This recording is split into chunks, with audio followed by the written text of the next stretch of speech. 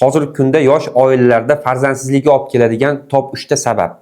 Birinchisi, keraksiz bosimlar oila tomonidan, yaqinlar tomonidan, o'rtoqlar tomonidan qancha tez bo'lsa shuncha yaxshi deb so'rayverishadi.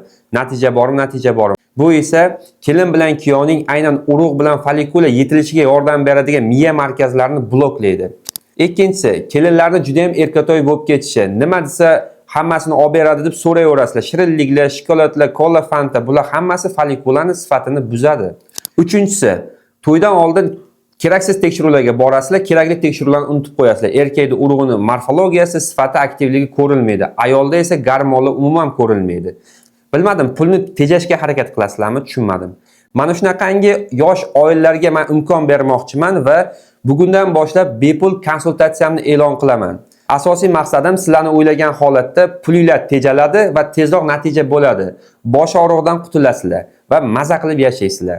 Ushbu videoni endi oila qurayotgan yoki erga tegayotgan o'rtoqlarga, tanishlarga yuborib qo'yinglar.